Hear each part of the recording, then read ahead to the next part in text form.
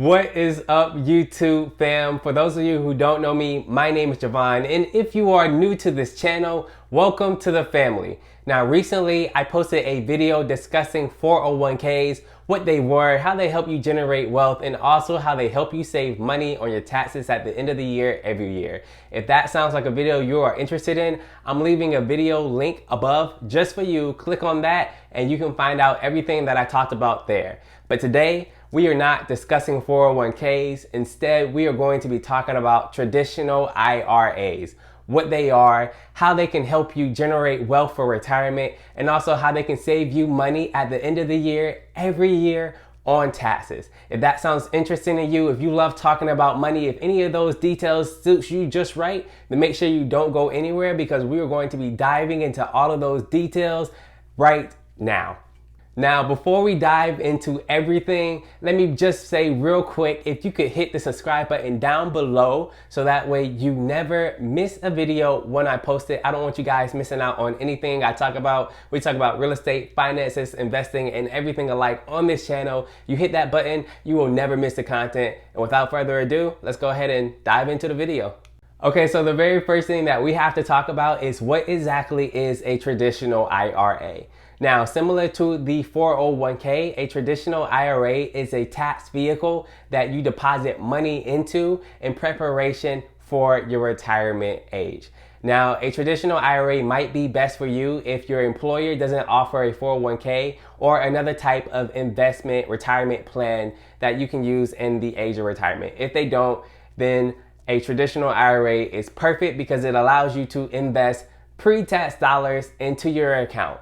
Now, what is pre-tax dollars? For those of you who don't know, pre-tax basically means it is the amount of money that you get paid before you have to pay Social Security, federal tax, state tax, Medicare. Before you have to pay any of that, pre-tax dollars is the amount that you originally have.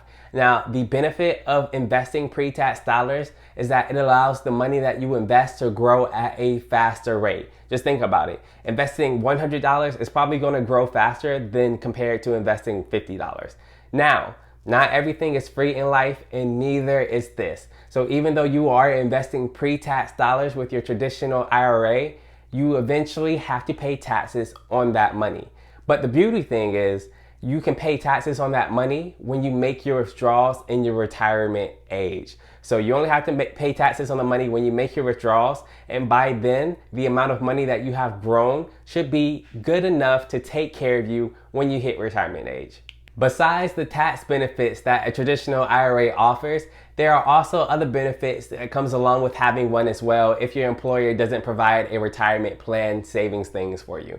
Now, another benefit of having a traditional IRA is that you don't have to have a certain amount of income in order to create one. This means that you could be making $200,000 a year, or you could be making $30,000 a year and still have this type of an account set up for you. The only thing that I would say is a negative about the traditional IRA is the amount that you can contribute to it each year when compared to a 401k. So for example, a 401k allows you to contribute $18,000 each year to it. A traditional IRA only allows you to contribute $6,000 each year to it if you are under the age of 50, $7,000 if you are 50 and above. So now that we know all about what a traditional IRA is, let's go ahead and dive into the important part of how can it put a little bit more money in our pockets. Now, when it comes to investing, the two things that you want on your side is time and compound interest. Now, time is really easy to define, so we're just going to go ahead and skip to compound interest. And compound interest can basically be thought of the amount of money you make off of your investment, invest it back into the accounts that made you money in the first place. If that sounds confusing, then no worries, you guys, because I have some visual examples coming at you right now. Let's say that you are given $100 to invest, and you place that $100 into an account that's going to earn you a 5% interest rate. At the end of the year, and at the end of the multiple years going on into your investments, what does that $100 eventually look like? Well, at the end of year one, things are really simple. At the end of year one, that $100 now looks like $105. And that math is very simple. 5% of $100 is $5. 100 plus 5 equals $105. Now, at the end of year 2, we have $110.25. Now, this is where some people may get lost. Before, we had $100 invested, and 5% of $100 equals $5. So if we have $105 now, then if we add $5 to that, that would give us $110.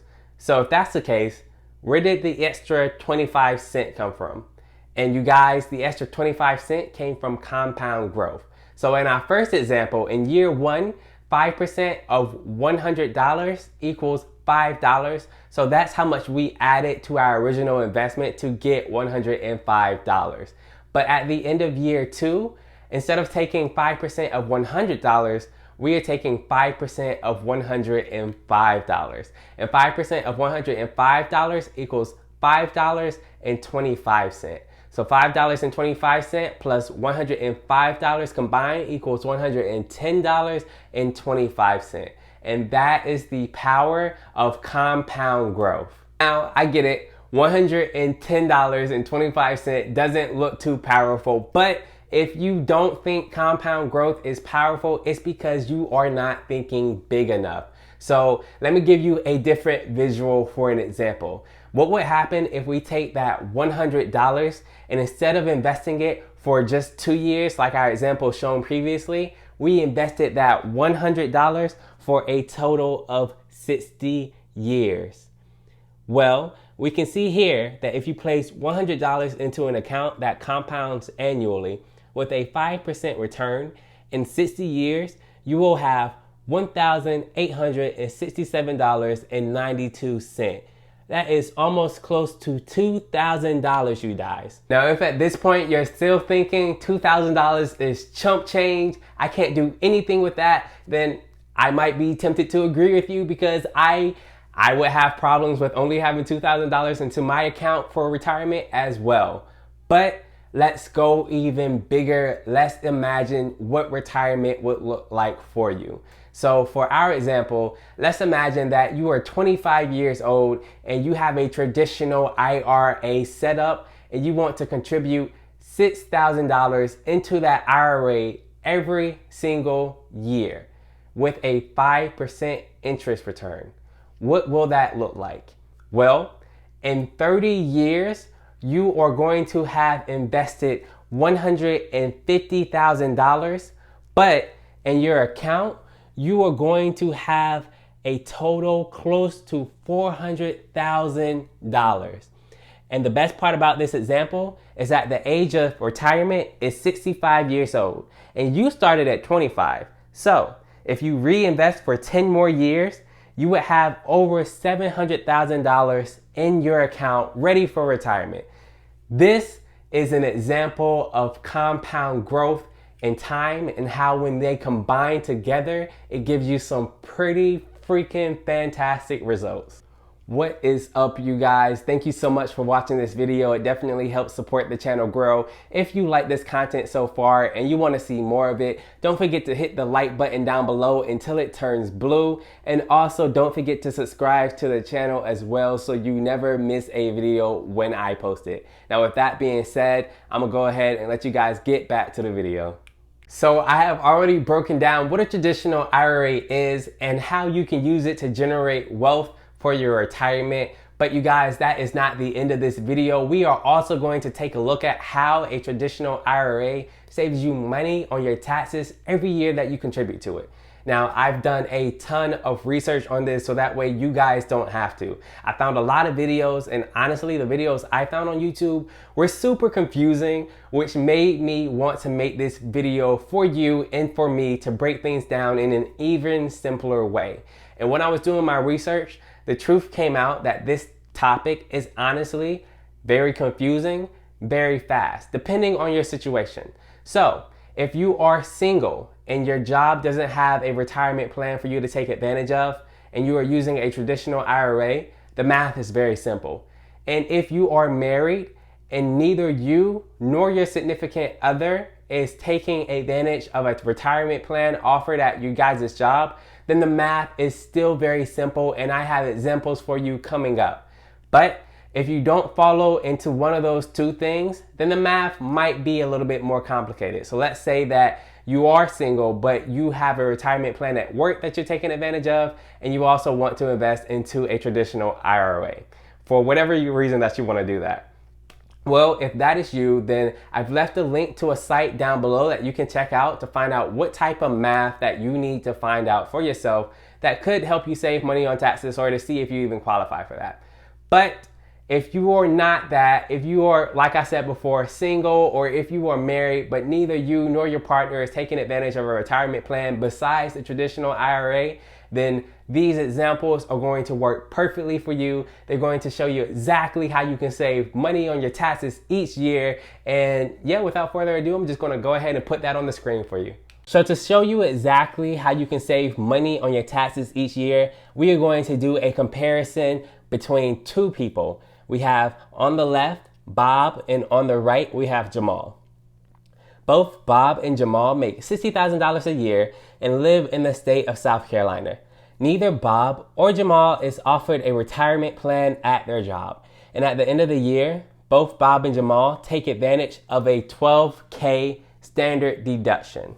Now, if you are thinking standard deduction, Javon, I have no idea what that is, then no worries, you guys, because like always, I did the research and I got you right now. So a standard deduction is basically the part of your money that you don't have to pay taxes on. So let's imagine in our example, like we said, that we're making $60,000 a year. If we get a standard deduction of $12,000 a year, that means we don't have to pay taxes on $12,000 worth of our money, or in other words, we only have to pay taxes on $48,000 worth of our money. And if you're wondering where I got the $48,000, it's really simple. $60,000, what we make, minus $12,000, the standard deduction, gives us $48,000 that we have to pay taxes on versus paying taxes on $60,000. So now that we know what a standard deduction is, let's go ahead and dive more into our example that I've got set up for you. Jumping back into our example with Bob and Jamal. Since Bob isn't offered a retirement plan at his job, he has decided that he will not invest any money towards saving for his future retirement.